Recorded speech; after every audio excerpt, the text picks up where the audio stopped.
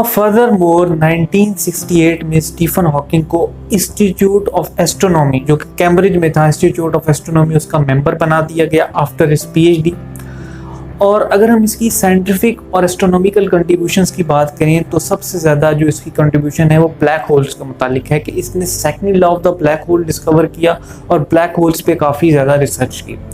अब अगर हम कॉन्सेप्ट को समझें कि ब्लैक होल क्या होता है, तो ब्लैक होल बेसिकली ऐसे खलाई दायरे होते हैं जो कि अपने अंदर सोलर सिस्टम्स को, प्लैनेट्स को और इवन स्टार्स को हड़प कर जाते हैं। मीन ये कि अगर कोई सोलर सिस्टम को अट्रैक्ट करते हैं और वो इसमें चला जाता है तो वो ख़त्म हो जाता है। इसी तरीके से अगर लाइट भी ब्लैक होल्स के अंदर चली जाए तो फिर वो बाहर नहीं आ सकती।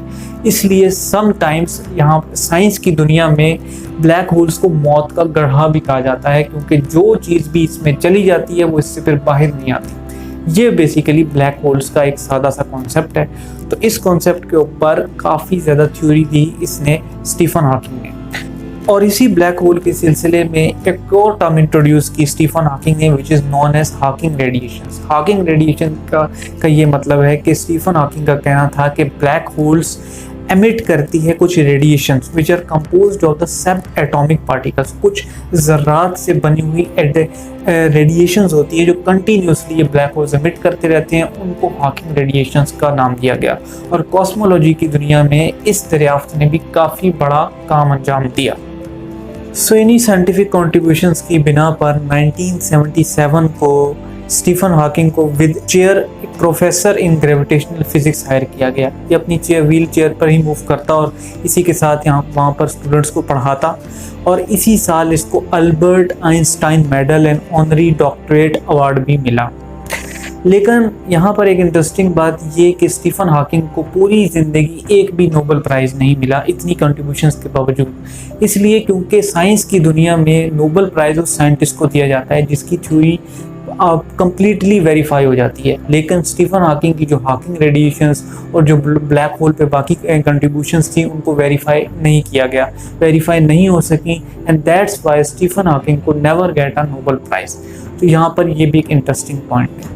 अब अगर हम इसके बाद बात करें एक और पॉइंट की कि स्टीफन हॉकिंग ने कॉस्मोलॉजी की दुनिया में तो काफ़ी ज़्यादा कंट्रीब्यूशंस की, लेकिन एक ऐसी फील्ड थी साइंस की जिससे वो थोड़ा परेशान था, और वो फील्ड थी आर्टिफिशियल इंटेलिजेंस।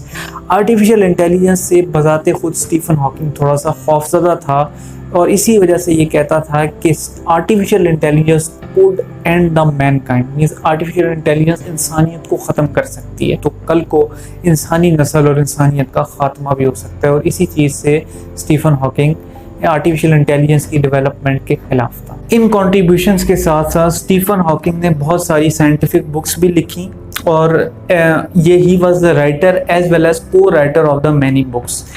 उसकी जो सबसे ज़्यादा मशहूर ज़माना किताब है वो है a brief history of the time, जो कि 4 साल बेस्ट सेलर बुक की हैसियत से मार्केट में रही और इसकी मिलियंस कॉपी आगे बेची गई।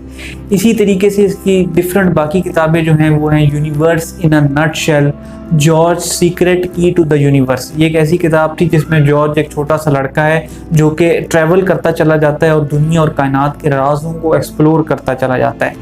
इसी तरीके से 2010 में इसकी एक किताब लियोनार्ड मोल्डिनो एक अमेरिकन फिजिकिस्ट थे, उनके साथ को राइट करके किताब आई the grand design which explains the 11 dimensions M theory.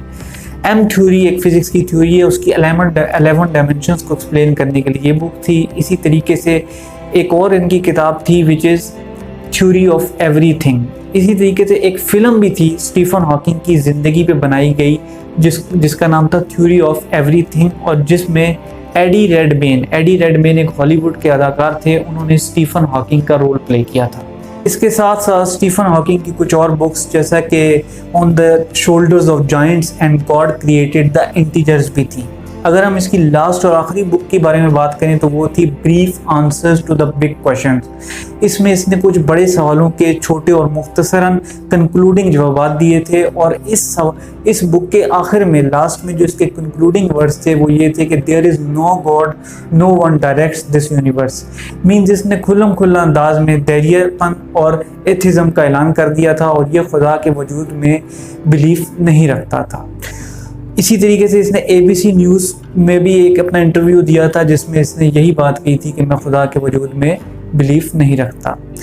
और ये इसकी सारी साइंटिफिक कॉन्ट्रीब्यूशंस थी और एंड में इसका ये रिज़ल्ट था कि ये गॉड को इसने डिनाई कर दिया था। लास्ट में 14 मार्च 2018 को इंग्लैंड के सिटी कैम्ब्रिज में इसका अचानक से इंतकाल हो गया।